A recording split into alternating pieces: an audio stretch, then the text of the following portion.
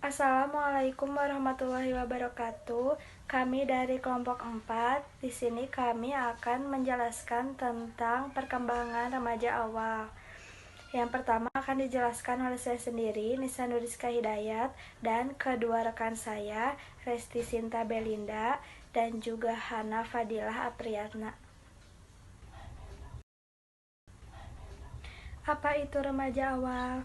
Remaja awal merupakan masa transisi di mana usianya berkisar antara 13 sampai 15 tahun atau yang biasa disebut dengan usia belasan yang tidak menyenangkan, di mana terjadi juga perubahan pada dirinya baik secara fisik, psikis maupun secara sosial. Usia perkembangan. Usia remaja awal terjadi pada usia 12 sampai 15 tahun. Pada masa ini, remaja mengalami perubahan jasmani yang sangat pesat dan perkembangan intelektual yang sangat intensif, sehingga minat anak pada dunia luar sangat besar, dan pada saat ini remaja tidak mau dianggap kanak-kanak lagi. Namun, sebelum bisa meninggalkan pola kekanak-kanakannya, selain itu, pada masa ini, remaja sering merasa sunyi, ragu, tidak stabil, dan tidak puas.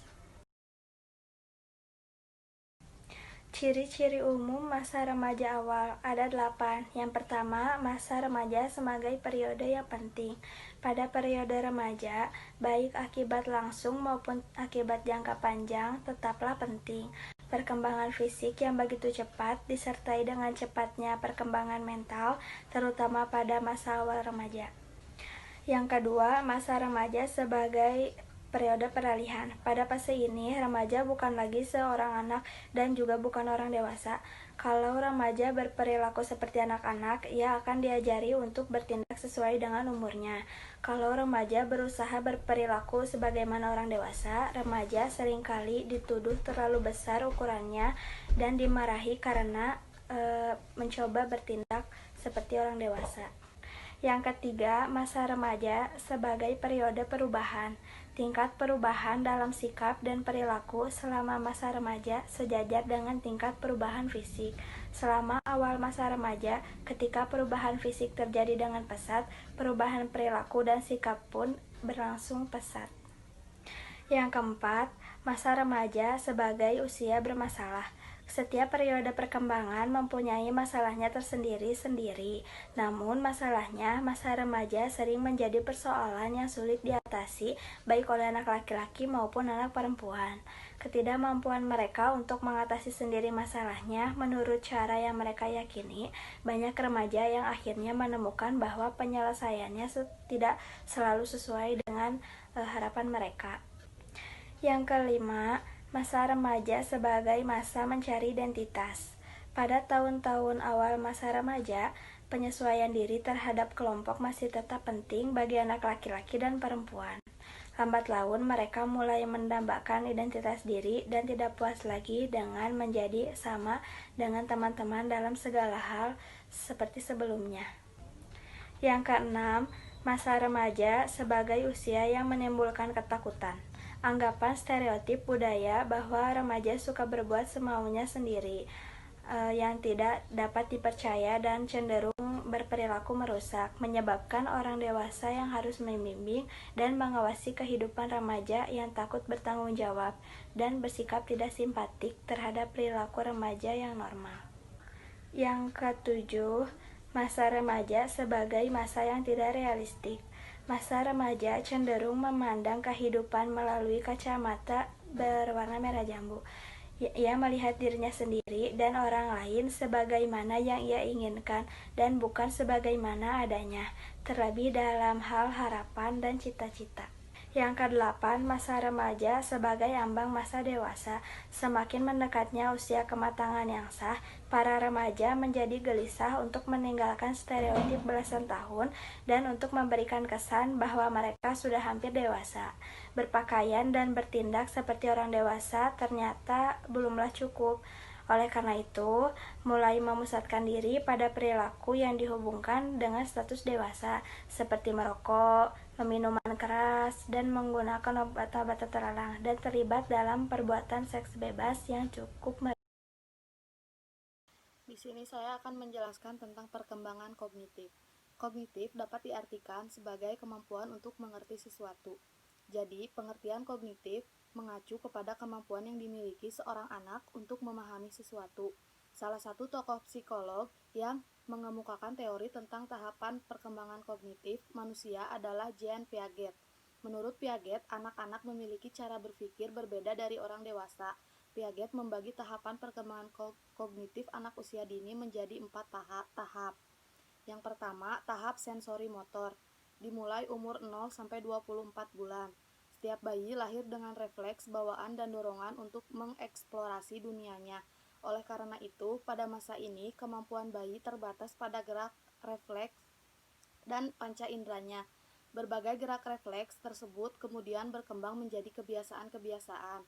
Pada tahap perkembangan kognitif awal ini, si kecil belum dapat mempertimbangkan kebutuhan, keinginan, atau kepentingan orang lain, sehingga ia dianggap egosentris. Pada usia 18 bulan, si kecil juga sudah mampu menciptakan simbol-simbol dalam suatu benda serta fungsi beberapa benda yang tak asing baginya. Si kecil pun kini mampu melihat hubungan antar peristiwa dan mengenali mana orang asing dan mana orang terdekatnya. Yang kedua ada tahap praoperasional, dimulai dari umur 2-7 tahun. Pada masa ini, anak mulai dapat menerima rangsangan meski masih sangat terbatas, si kecil pun sudah masuk ke dalam lingkungan sosial. Ciri tahapan ini adalah anak mulai bisa menggunakan operasi mental yang jarang dan secara logika kurang memadai. Yang ketiga ada tahap operasional konkret, dimulai umur 7-11 tahun. Pada masa ini, anak sudah mampu melakukan pengurutan dan klasifikasi terhadap objek maupun situasi tertentu. Kemampuan mengingat dan berpikir secara logis si kecil pun makin meningkat. Ia mampu memahami konsep sebab dan akibat secara rasional dan sistematis, sehingga si kecil mulai bisa belajar matematika dan membaca.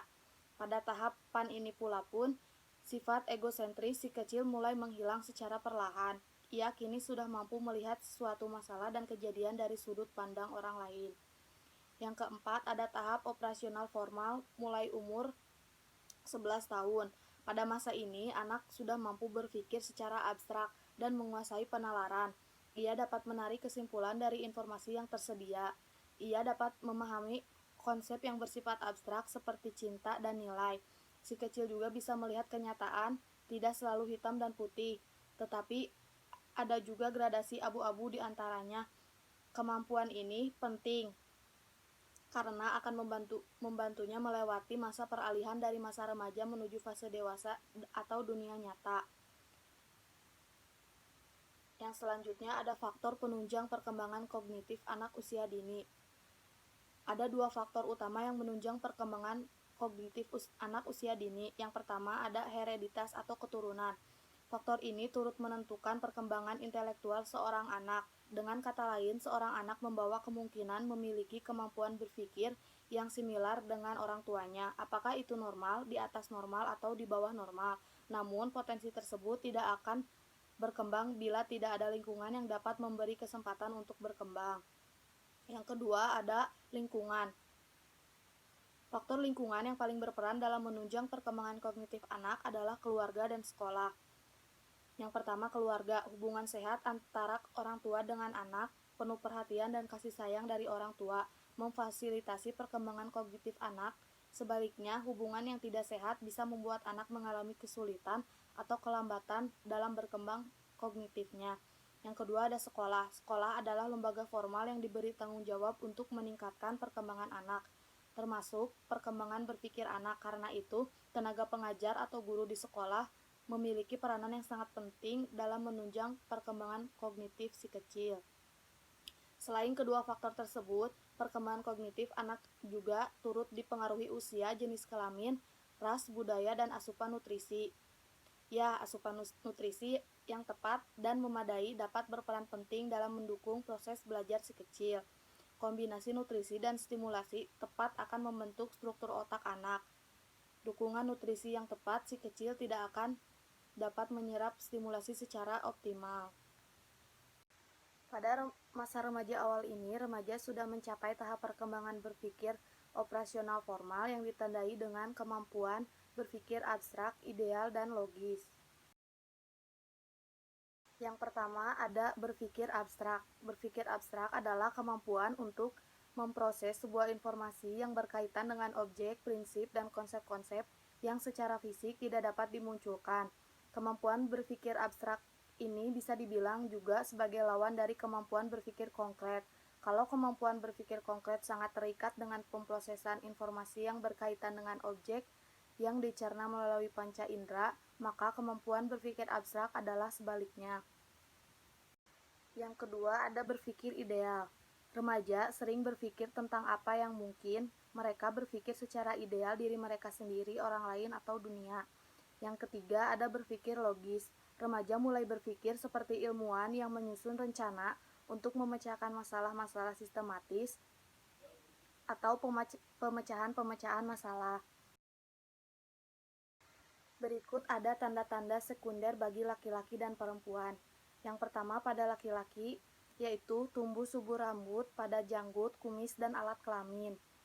Yang kedua, suara makin besar dan berat. Yang ketiga, badan mulai membentuk. Dan yang terakhir ada tumbuh jakun. Selanjutnya ada tanda-tanda sekunder bagi perempuan. Yang pertama, pinggul semakin membesar dan melebar. Yang kedua, suara menjadi bulat dan melengking. Dan yang ketiga, payudaranya membesar. Dan ada juga tanda-tanda tersier pada remaja awal bagi laki-laki dan perempuan. Yang pertama pada laki-laki dapat dilihat dari perubahan mimik bicara, cara berpakaian, cara mengatur rambut, dan bahasa yang digunakan. Sedangkan bagi perempuan yang dapat dilihat dari perubahan cara bicara, berpakaian, dan cara jalan. Perkembangan sosial emosional pada masa remaja awal. Pada masa ini, kemampuan untuk memahami orang lain. Kemampuan ini mendorong remaja untuk menjalin hubungan sosial dengan teman sebaya. Masa ini ditandai dengan berkembangannya sikap kompromiti, yaitu kecenderungan untuk meniru keinginan orang lain. Tugas perkembangan remaja awal. Pertama, mampu menerima keadaan fisik, mampu menerima dan memahami peran seks usia dewasa, mampu membina hubungan baik dengan kelompok yang berlainan jenis, memahami dan menginternalisasikan nilai-nilai orang dewasa. Yang terakhir, mencapai kemandirian emosional dan mempersiapkan diri untuk lebih mandiri. Permasalahan perkembangan remaja awal.